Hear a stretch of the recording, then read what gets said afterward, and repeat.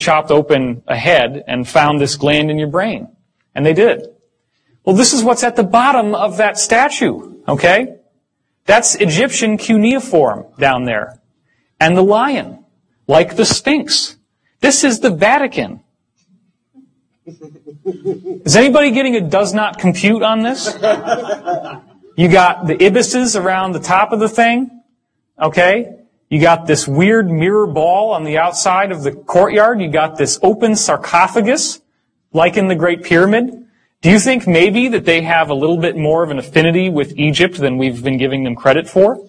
Do you think that maybe the ancient Templars who designed the cathedrals used the same sacred geometry in the Great Pyramid in order to make those cathedrals so that they would function as consciousness resonators and amplifiers, using the domed ceiling, using the stained glass windows that have sacred geometry mandalas in them, and using the Gregorian chant, which has the tones of sacred music that then activate your consciousness? This is what's going on. That's the other side. You can see once again the same thing. You have this lion who's there. Well, okay, I guess if we put a cross on the top, it doesn't really count as an obelisk anymore. You know, we can kind of glide on that one. Doesn't work for me. This is very much something out of Egypt. And here's the smoking gun. The actual pontiff himself carries a staff that has a pine cone in the staff.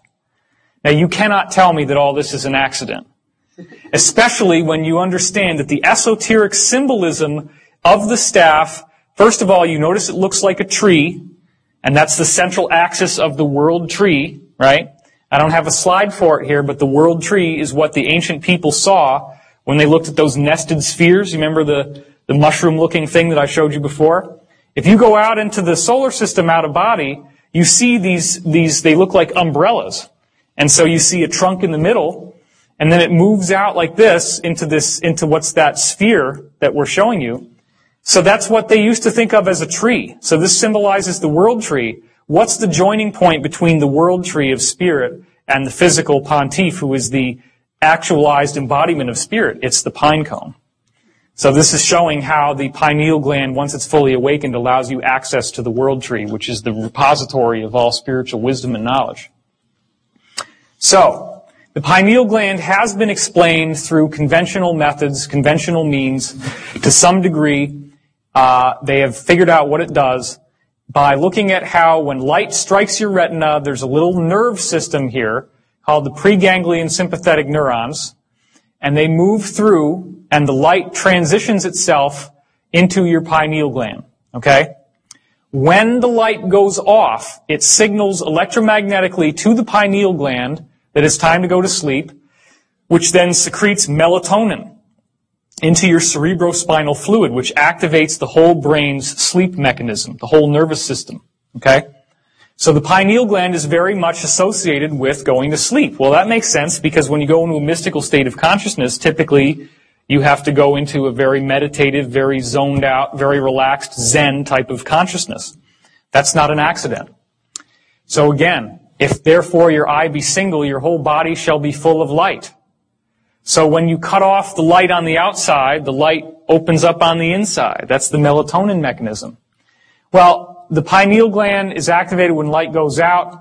Jesus also said that people who sat in darkness saw a great light. Matthew 4:16. Again, the idea that it's only when the light goes out and you can activate your pineal gland that you have the full access to this knowledge. So the pineal gland also secretes another chemical. This is more recent research called dimethyltryptamine, or DMT.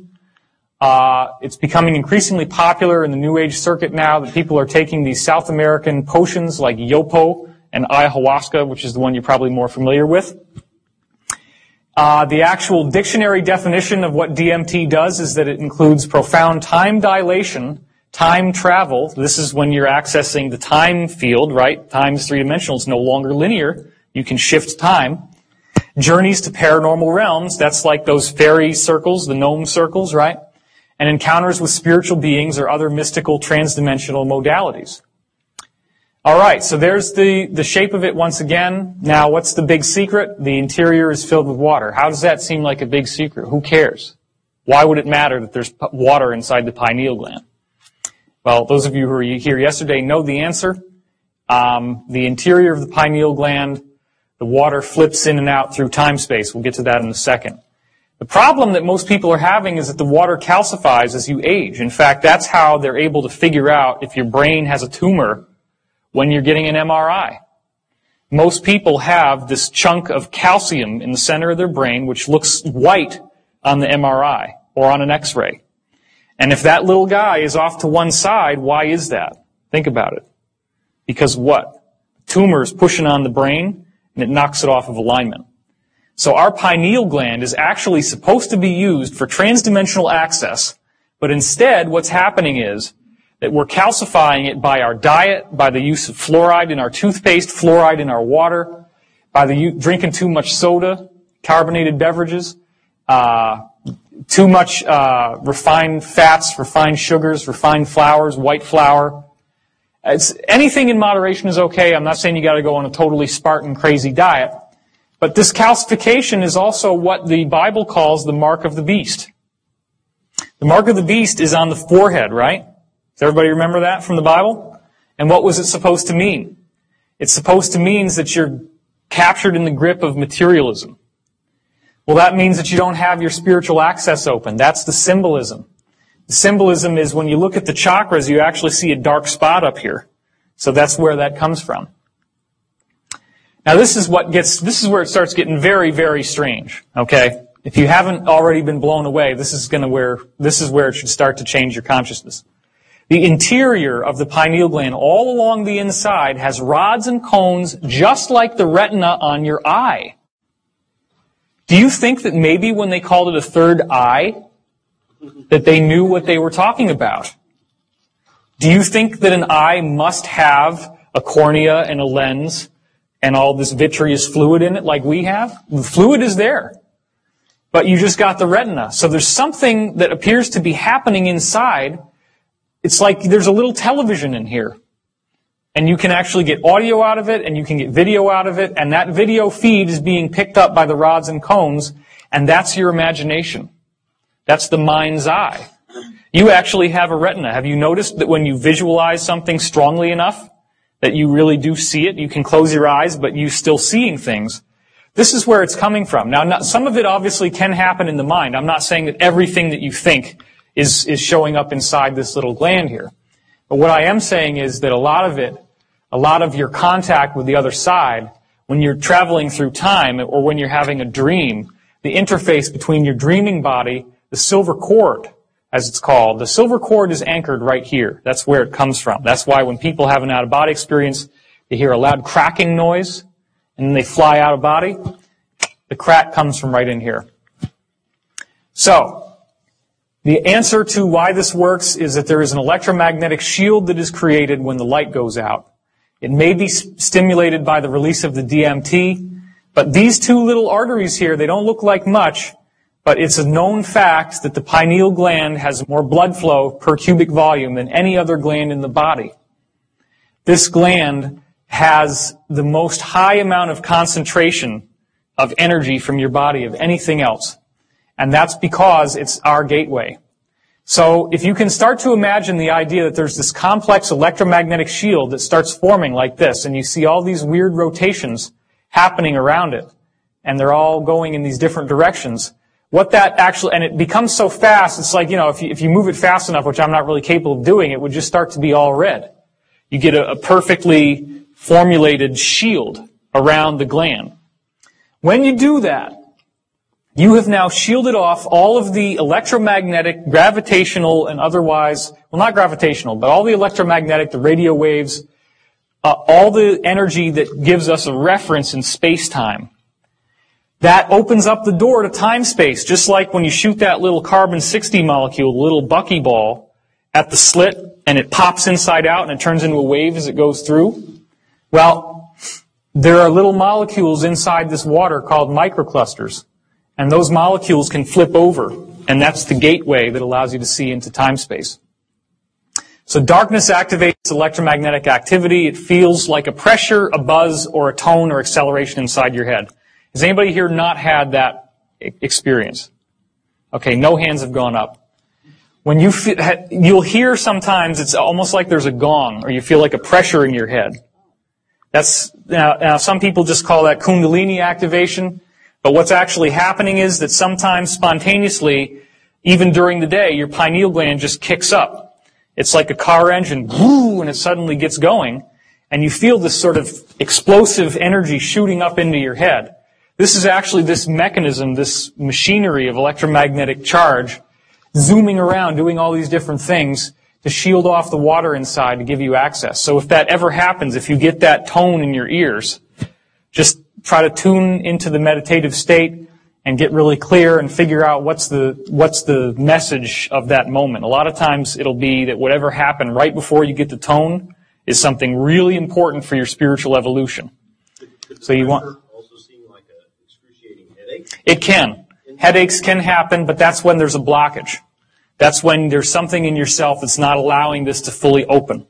And that, at that level, deals with not being able to see yourself as a sacred being. Seeing yourself as unholy, seeing yourself as impure. So it really does boil down to self-acceptance. When you're fully aware and self-accepting, you can fully open your pineal gland. And it requires a great deal of work, which is what we're getting into later in this talk. So the water becomes your conduit to time-space, the parallel reality, and then your interior retina in your third eye, because you actually do have three, records the visual images. That's what all the ancient cultures painted the bindi on their forehead for. DMT seems to accelerate the activity. LSD and other psychedelics force the pineal to release DMT. It's potentially dangerous, so I'm not recommending you go out and start tripping because your pineal can get stuck on even when you're awake. And that's the actual nature of schizophrenia, delusions, and waking hallucinations. There have been multiple studies that have been done proving that shamanic visionary experiences and schizophrenic hallucinatory experiences are almost identical. What the ancient shamans have happened to them is just about the same as what happens to schizos. It's just that the schizo is cracked. The walnut is cracked, as I call it, or the acorn, or the pine cone, right? If you have some of that electrical activity that doesn't know when to shut off, which could be also the melatonin, right? When the melatonin kicks out, it's telling you to go to sleep. That's what starts to fire up this engine. It's only when the DMT kicks out a little bit that the engine goes into full steam. But that's usually only after you fall asleep. But as you start to fall asleep, the melatonin starts to rev up the engine. Well, a schizophrenic doesn't get enough sleep. That's one of the things that every study has shown about schizophrenia. They are insomniacs. So if you do that enough, then melatonin more and more will start to be synthesized while you're awake, and it starts to open your gateway, and you start getting these hallucinations. So DMT is what's cracking that protection of keeping it electromagnetically dormant while you're awake.